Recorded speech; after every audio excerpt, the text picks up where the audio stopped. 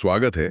आज हम एक ऐसी फिल्म सीरीज की चौथी कड़ी में उतर रहे हैं जो हर बार दर्शकों का दिल जीतने में कामयाब रही है। बिल्कुल। हम सब जानते हैं कि निक्का और बेबे का रिश्ता इस सीरीज की जान रहा है। हाँ, वो तो है। तो आज का बड़ा सवाल ये है कि इस चौथी फिल्म में एंजल प्रीत का जो राज है वो इस रिश्ते को कैसे आजमाता है। क्या ये फ्रेंचाइजी अब भी उतनी ही ताजी और मजेदार है या ये बस एक कामयाब फॉर्मूले को दोहरा रही है? ये एक बहुत ही दिलचस्प सवाल है, क्योंकि जब कोई फ्रेंचाइजी चौथी कड़ी तक पहुंचती है ना, सबसे बड़ी चुनौती यही होती है। यही कि नया क्या दें। हाँ। कि दर्शकों को कुछ नया कैसे दिया जाए बिना उस जादू को खोए जो उन्हें पहली बार पसंद आया था। सही बात है। हमारे पास जो कहानी का सार है वो दिखाता है कि मेकर्स ने इस बार दांव एक बड़े पारिवारिक राज पर खेला है, और यही राज आप कह सकती हैं पूरी कहानी के इंजन की तरह काम करता है। बिल्कुल।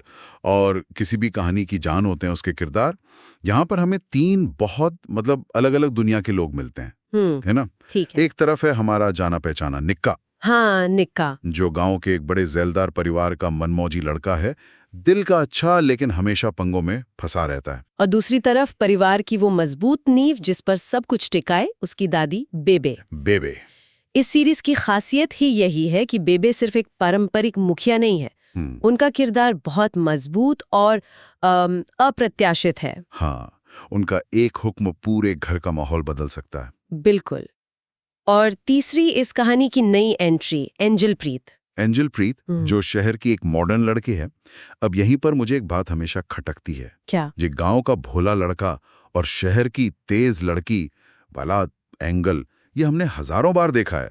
क्या इस फिल्म में कुछ नया है या ये वही घिसी पिटी कहानी है? आपने बहुत सही मुद्दा उठाया। सतही तौर पर देखें तो ये वही पुराना टकराव लगता है। परंपरा बनाम आधुनिकता। हाँ, गांव बनाम शहर। लेकिन इस कहानी की गहराई इसके किरदारों के बर्ताव में है।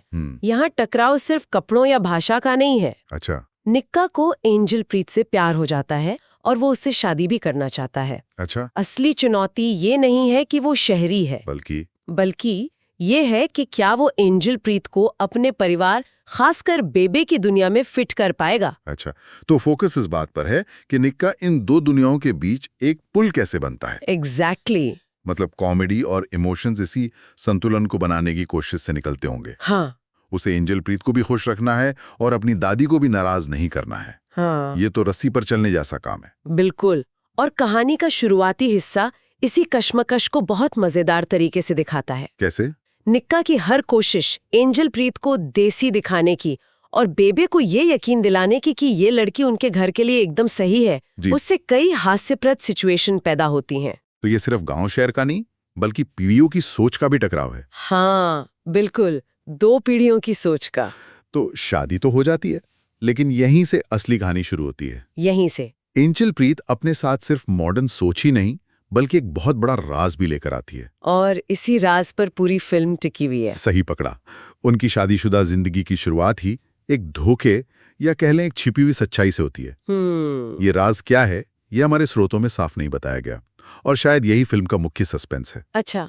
लेकिन अंदाजा लगाया जा सकता है कि ये एंजल प्रीत के अतीत से जुड़ा है या उसके परिवार से, या शायद शादी से जुड़ी कोई शर्त हो। हाँ, शायद कोई ऐसी शर्त जिसे अगर बेबे को पता चल गया तो घर में भूचाल आ जाएगा। क्या हमें इस राज के असर के बारे में कुछ पता है? मेरा मतलब है ये कितना बड़ा हो सकता है? इसके असर को बहुत बड़ा बताया गया है। ये कोई छोटी मोटी बात नहीं है। ये एक ऐसी सच्चाई है जो जेलदार परिवार के सम्मान और उनकी परंपराओं पर सीधी चोट कर सकती है। बहुत सीरियस मामला है। बहुत। कहानी में ये साफ इशारा है कि अगर ये राज खुल गया तो न सिर्फ निक्का और एंजल प्रीत का रिश्ता टूटेगा, बल्कि बेबे का भरोसा भी हमेशा के लिए टूट जाएगा।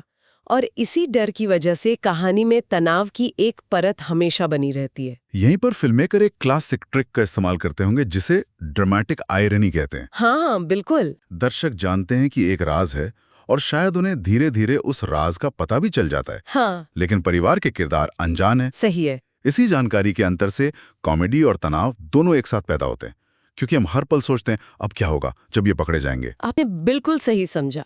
फिल्म का बड़ा हिस्सा इसी कॉमेडी ऑफ एरर्स पर टिका है। अच्छा। निक्का और एंजल प्रीत उस राज को छिपाने के लिए एक झूठ बोलते हैं, फिर उस झूठ को छिपाने के लिए 10 और झूठ, और घर वाले और घर के बाकी सदस्य जो हमेशा ताक झांक करते रहते हैं उनकी वजह से ये काम और मुश्किल हो जाता है। जाहिर है। उनकी हरकतों से कई ऐसी गलतफहमियां पैदा होती हैं जो दर्शकों को हंसाती हैं, लेकिन साथ ही हमें निक्का और एंजल प्रीत के लिए टेंशन भी होती है। लेकिन क्या इस तरह की कॉमेडी ऑफ एरर्स आज भी काम करती है? कहीं ये दर्शकों के लिए एक पॉइंट के बाद थकाने वाली तो नहीं हो जाती? क्योंकि एक ही राज को पूरी फिल्म में खींचना भी तो एक कला है। ये एक बहुत अच्छा सवाल है। इसका जवाब इस बात में छिपा है कि कॉमेडी को किस चीज से जोड़ा गया है। यहाँ कॉमेडी सिर्फ सिचुएशनल नहीं है, तो फिर ये किरदारों के डर से जुड़ी है। हर मजेदार सीन के पीछे बेबे का डर है। बेबे का डर? हाँ, बेबे का किरदार इतना मजबूत और अप्रत्याशित है कि दर्शकों को पता होता है कि जिस दिन सच सामने आया उस दिन का ड्रामा देखने लायक होगा। सही बात है। तो हंसी के साथ साथ एक आने वाले तूफान का इंतजार भी बना रहता है। यही चीज दर्शकों को बांधे रखती है। जरा सोचिए, उस घर में रहना कितना मुश्किल होगा जहां आपकी हर हरकत पर नजर रखी जा रही हो और आपको हर पल डर हो कि आपकी सच्चाई सामने आ सकती है। और इसी तनाव को कहानी में बहुत अच्छे से बुना गया है। उनकी सामान्य दिखने की कोशिशें ही सबसे ज्यादा असामान्य और मजेदार हालात पैदा करती हैं। जैसे एंजल प्रीत का गांव के तौर तरीके सीखने की कोशिश करना, या निक्का का उसके झूठ पर पर्दा डालने के लिए नई नई कहानियां गढ़ना। और ये सब संयुक्त परिवार में हो रहा है। हाँ, उस बड़े संयुक्त परिवार के माहौल में जहां कुछ भी छिपाना लगभग नामुमकिन है। लेकिन राज हमेशा तो छिपे नहीं रहते। आखिरकार वो बम फटता ही है। हाँ, फटता है। तो जब सच सामने आने लगता है तब क्या होता है? कहानी का मिजाज कैसे बदलता है? यहाँ से कहानी कॉमेडी से पूरी तरह ड्रामा की तरफ मुड़ जाती है। ओके। क्लाइमैक्स वो पल है जब राज खुलता है और जैसा कि उम्मीद थी, ये बेबे के सामने ही खुलता है। इसके बाद वो भावुक टकराव और हाई वोल्टेज ड्रामा वाले सीन आते हैं जो इस फिल्म सीरीज की पहचान बन चुके हैं। किरदारों को अपनी गलतियों का सामना करना पड़ता है। तो इसका मतलब क्या है? क्या परिवार बिखर जाता है? क्या बेबे, जो परंपरा और सम्मान को सबसे ऊपर रखती हैं, वो एंजल प्रीत को कभी माफ नहीं कर पाती? ये तो एक बहुत ही दुखद अंत की तरफ इशारा कर रहा है। हाँ? नहीं, बल्कि इसका ठीक उल्टा होता है। और यहीं पर इस फ्रेंचाइजी का मूल संदेश सामने आता है। अच्छा, वो क्या? जब परिवार इस सबसे बड़ी चुनौती का सामना करता है तो वो बिखरने की बजाय और मजबूती से एक दूसरे के साथ खड़ा होता है। फिल्म के मुख्य विषय प्यार, पारिवारिक बंधन और परंपरा में आधुनिकता को जगह देना यहाँ उभर कर सामने आते हैं। वो ये दिलचस्प है। मतलब जो राज परिवार को तोड़ने वाला था, वही उन्हें जोड़ने का काम करता है। ये कैसे होता है? ये होता है किरदारों के आपसी रिश्तों की मजबूती की वजह से। ओके। निक्का और एंजल प्रीत का एक दूसरे के प्रति प्यार और समर्पण इस मुश्किल घड़ी में उनकी सबसे बड़ी ताकत बनता है। और बेबे? और सबसे महत्वपूर्ण, बेबे का किरदार गुस्सा और निराशा के बावजूद अपने पोते के लिए उनका प्यार और परिवार के सम्मान को बनाए रखने की उनकी जिम्मेदारी उन्हें एक बड़ा फैसला लेने पर मजबूर करती है। मतलब? वो परंपरा को पकड़कर बैठने की बजाय अपने परिवार की खुशी को चुनती हैं। यानी बेबे का किरदार भी एक सफर तय करता है। वो सिर्फ एक सख्त मुखिया नहीं, बल्कि एक समझदार बड़ी बुजुर्ग भी हैं, जो वक्त के साथ बदलना जानती हैं। बिल्कुल। मुझे लगता है कि यही बात दर्शकों को सबसे ज्यादा पसंद आती होगी। अंत में एक सुकून का एहसास होता है। हाँ, कहानी का अंत बहुत भावुक और दिल को छू लेने वाला है। ये दिखाता है कि प्यार और स्वीकृति हर गलतफहमी पर जीत हासिल कर सकते हैं। और झूठ पर भी। हाँ, दर्शकों को ये संदेश मिलता है कि परिवार सिर्फ नियमों और परंपराओं से नहीं, बल्कि एक दूसरे को समझने और माफ करने से बनता है। अंत में वो पारिवारिक सुकून का एहसास होता है, जिसकी दर्शक इस सीरीज से उम्मीद करते हैं। बिल्कुल। तो अगर हम पूरी कहानी को समेटें तो ये साफ है कि ये एक क्लासिक फॉर्मूले पर ही बनी है। हाँ, फॉर्मूला तो क्लासिक ही है। अलग अलग दुनिया के दो लोगों का प्यार, एक बड़ा राज जो कहानी को आगे बढ़ाता है, और अंत में पारिवारिक मूल्यों की जीत। लेकिन जैसा हमने शुरू में बात की थी, सिर्फ फॉर्मूला काफी नहीं होता। बिल्कुल। आकर्षक बात यह है कि इस फॉर्मूले का इस्तेमाल कैसे किया गया है।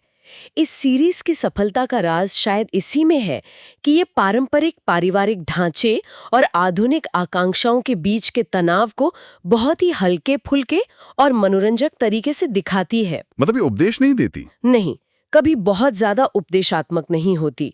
कॉमेडी और इमोशंस का संतुलन इसे हर उम्र के दर्शकों से जोड़ता है। तो ये कहना गलत नहीं होगा कि ये फिल्म दर्शकों को वही देती है जो वे चाहते हैं। थोड़ी हंसी, थोड़ा ड्रामा और अंत में एक अच्छा महसूस कराने वाला संदेश। एक तरह का कंफर्ट फूड है। हाँ, एक तरह का कंफर्ट फूड है जिसे आप बार बार चखना चाहते हैं। सही कहा। और इससे एक अहम सवाल उठता है जो सोचने लायक है। इस तरह की कहानियों में जहां एक बड़ा पारिवारिक राज होता है, क्या राज को छिपाने की प्रक्रिया, उससे पैदा होने वाली कॉमेडी और उथल-पुथल अक्सर खुद उस राज से ज्यादा महत्वपूर्ण और मनोरंजक हो जाती है? दिलचस्प सवाल है। और यह बात पारिवारिक जीवन की उलझनों और उसमें छिपे ड्रामा के प्रति हमारे गहरे आकर्षण के बारे में क्या बताती है?